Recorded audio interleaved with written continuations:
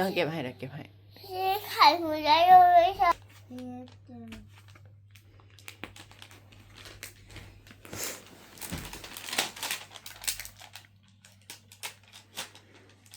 เดี๋ยวขาดนะขาดนะคะชีวิตจะได้เป็นของมันไหนจะเป็นของชีวิตที่อยู่ตรงนี้อันนี้ตัวไหนมันเป็นติ๊กเกอร์เหรออย่าติดทับระดาติดข้างนอกอย่าติดซ้อนกันเดี๋ยวร่วงอีกไกลๆกันก็ได้ไข่มันต้องอยู่ตรงนี้สิลูกไข่ต้องอยู่ตูดตรงนี้อันนี้มันถ้าตอนคืนจะเป็นแสงไหมใช่วันนี้เป็นของคนชีวิตค่ะแซกแล้วทำไมนี่อยู่บนอยู่บนตัวทำไมไม่อยู่ข้างล่างคะเพราะว่าอะไรไม่ติดนี่ภูเขาไฟติดกระดูกด้วยแล้วก็จะหายไปหมดเลยเหรอ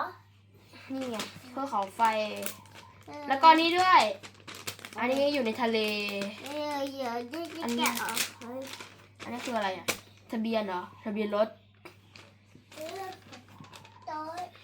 ทำไมตัวเล็กจังเลยเนี่ยมันต้องอยู่ใต้น้ำอยู่ดามันต้องอยู่ข้างล่างตรงนี้ตรงนี้คือใต้น้ำอันนี้คือปลาอะไรอ่ะไม่รู้ดีคิวมันมีเนี่ยมันมีแค่แล้วก็อะไรนี่เอาดาวไหมติดดาวไหมติดดาวตอนคืนไงดาวอ่ะนี่ไงนี่ไงอันนี้มาอันนี้ติดห่างๆกันน้อยแม่คะนี่เป็นตัวเล็กค่ะก็กันค่ะแม่คะจะแม่อันนี้นะคำล่วงไปแล้วรู้เปล่ามันตรงไหนไข่ล่วงอยู่ได้ยังติดกันนี่ต้องลูกต้องตามตูดแม่ไงอย่าเตะ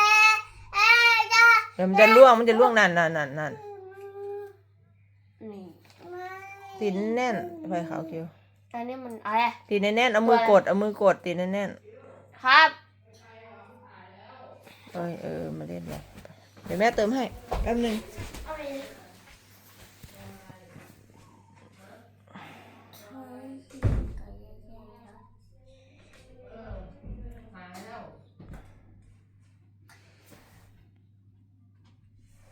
ขึ้นฝาแล้วอะไรนี่แล้วก็อีกด้วยไหนรีวิวหน่อยตัวอะไรเนี่ยตัวอะไรบินได้เนี่ยอะไรเนี่ยตัวอะไรคะใช่ค่ะยี่อาเพียงขอให้ช้าครับหาไม่รู้แล้วกว่าจะช้าแม่ช้าบอกมาก่อนเวลา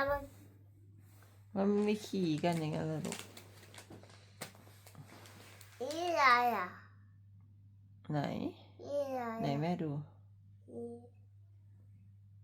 ป้ายอ่ะไหนคุณแม่ดู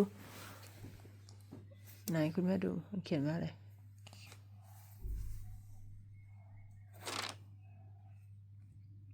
ป้ายบอกทางใ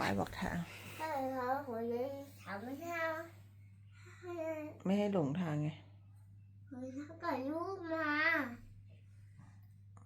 แปะแน่นๆตีแน่นๆทุบให้มันอยู่ตัวอื่นด้วยมันจะร่วงนะนี่เสาไปให้ยายเสาไปติ้งนะต้นไม้ต้นมะพร้าวผมพอติ้งตีนี้ต้นพายไปต้นว่าหัวยายเสาแต่ว่าตัวนี้ติ้งนี้หายไปเลย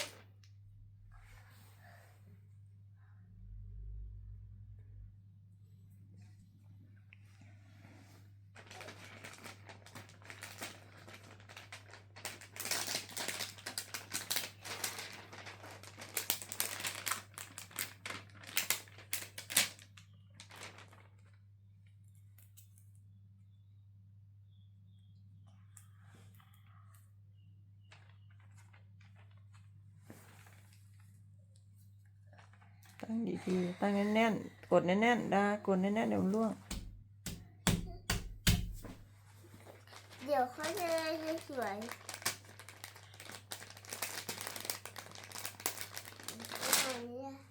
เอาจะเหลือไม่มี เฮ้ยดีๆเราล่วงยืนขึ้นสีเป็นอะไรอ่ะ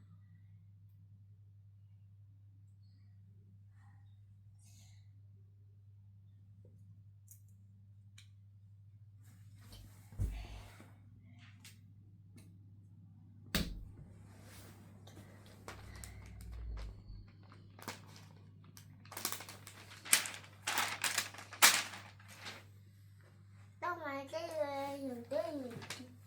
นี่อาหารจะสวยกว่าจะนอนได้